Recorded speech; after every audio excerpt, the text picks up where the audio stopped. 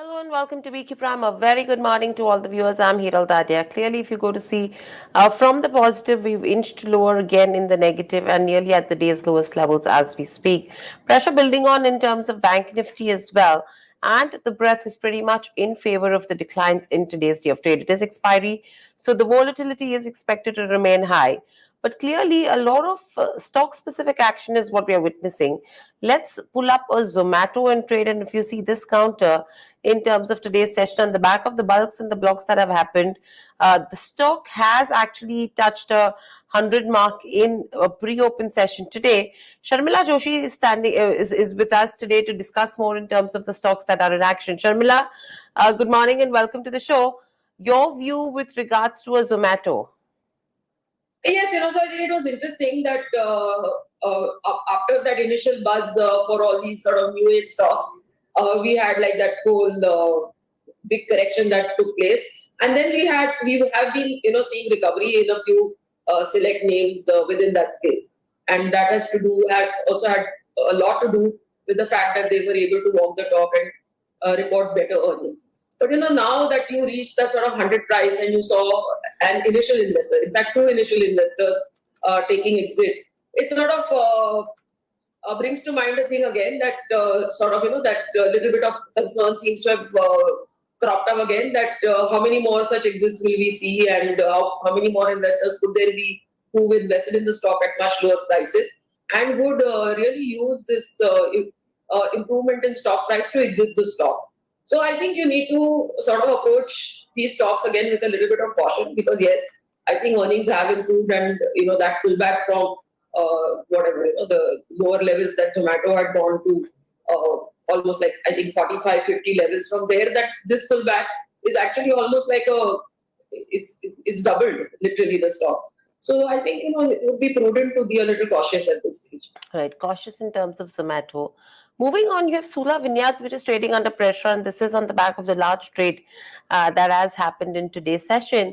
How are you looking at a Sula? Because the numbers have been encouraging, specifically the long weekends, the holiday season. That's auguring well for them. What would you advise investors to do with the Sula?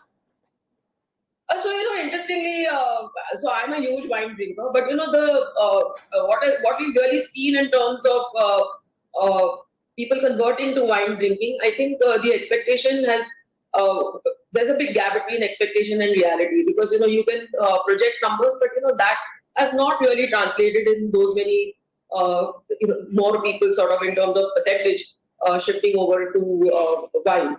But yes, I think the company has been doing great, and the kind of new variants they've introduced, etc. So all that is great. But I think yes, once again we've had an exit, and we've also had the promoters, I believe, some days earlier selling some shares.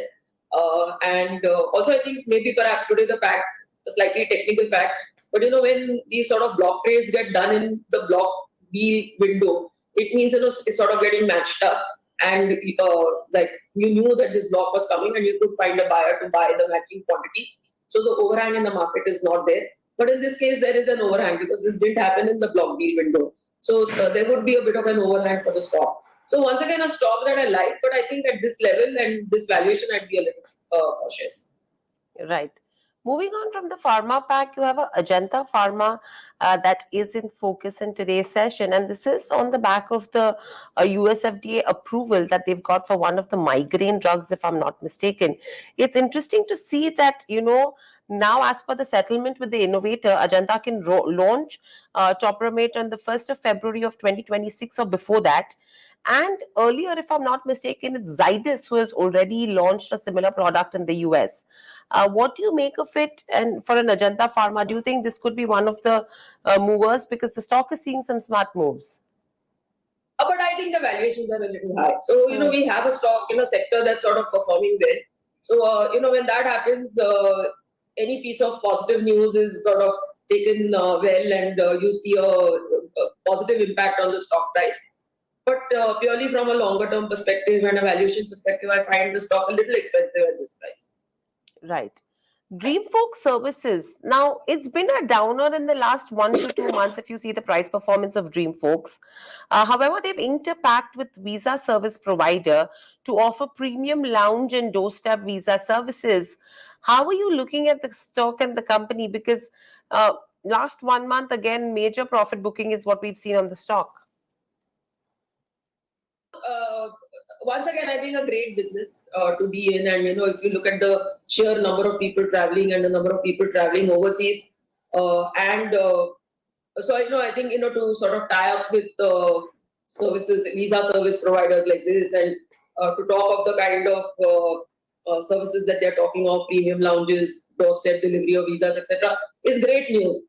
But once again, because of the run up the stock has had, and so this is a very niche play, so I don't think that I want to look at it from purely a valuation perspective, but just I think that while the news is very good, maybe you need to sort of wait a bit before, if you don't already have the stock. If you have it, obviously, I think stay invested.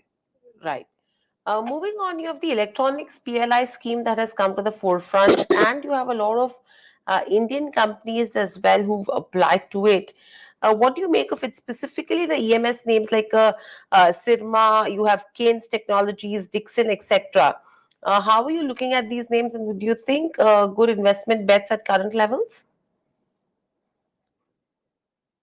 Lot of these stocks, you did see them have a huge run up, and from there on, especially to speak specifically of Dixon, you did see a correction from there on.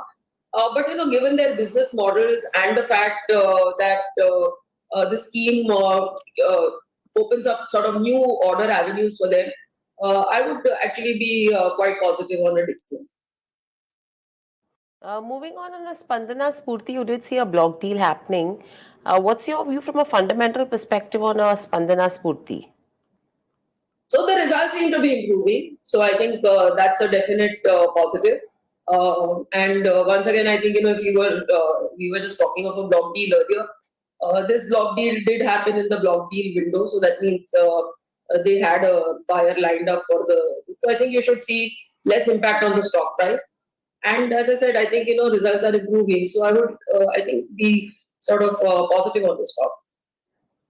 BHEL, Sharmila, has actually got an order from NTPC to set up a thermal power project in Chhattisgarh.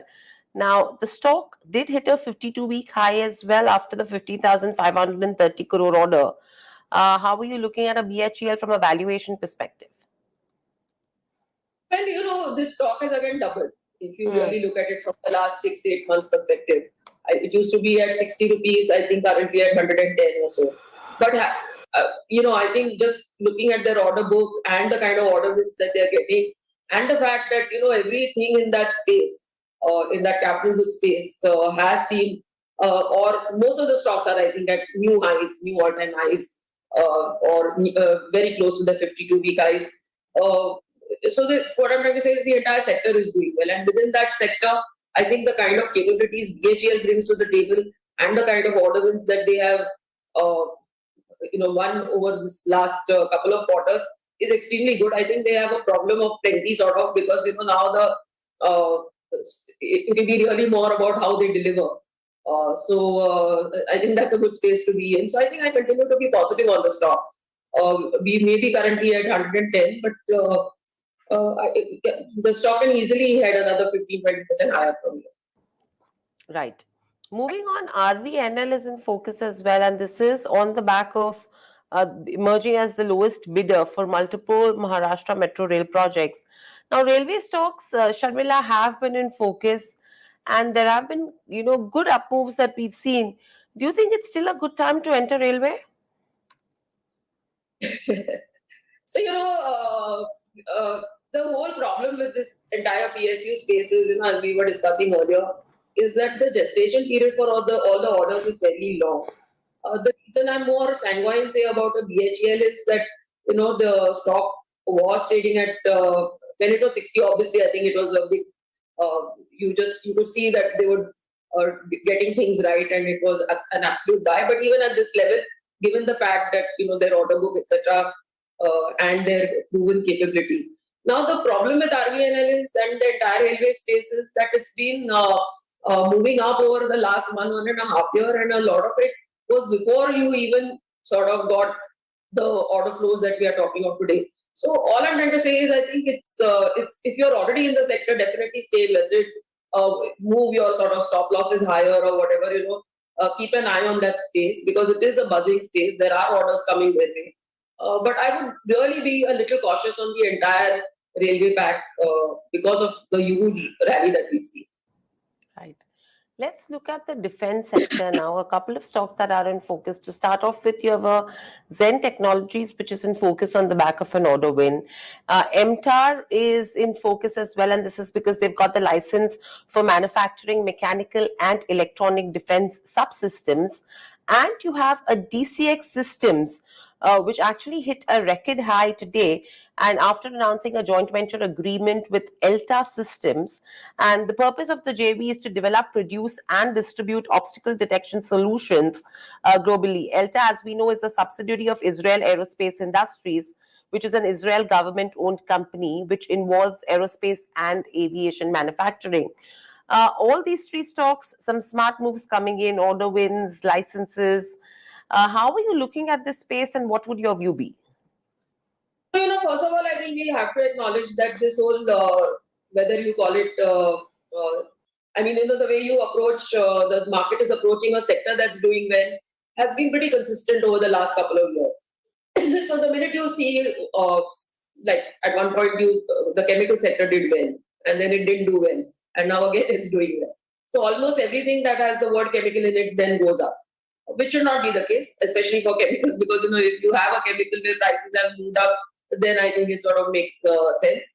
And I think the same as we've seen with railway stocks, now we're seeing it, and we've been seeing it with defense stocks as well. Because this whole Make in India, and then we've had a lot of order wins for all these companies. But just to reiterate what we were saying earlier for PSU stocks is that the gestation period for the orders are long, so you need to keep that in mind. So I think be excited about these stocks and participate in this rally, but be a little cautious because it takes very long for them to fulfill, for these revenues to translate, for all these order wins to translate into revenues, and then for it to show in your balance sheet. But it's very interesting. And what's also interesting is that all these orders are really in sort of, they're like cutting edge technology type orders. You're talking of you're not talking of old school warfare. Now you're talking of everything is electronics and aerospace and so on. So it's, I think, a very exciting time to be in that space.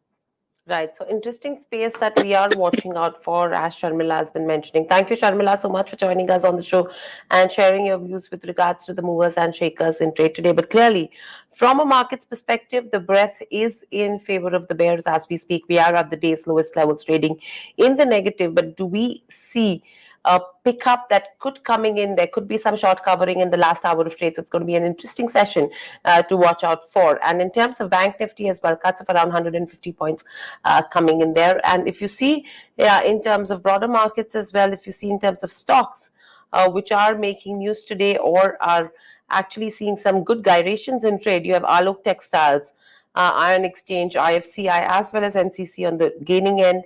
Whereas on the losing end, you have names like Gokuldas Exports. After the two-day run-up, we've seen profit booking that's coming in terms of Gokuldas Exports. MedPlus is trading under pressure, Adani Green as well as Escorts. These are a few of the names which are down in trade.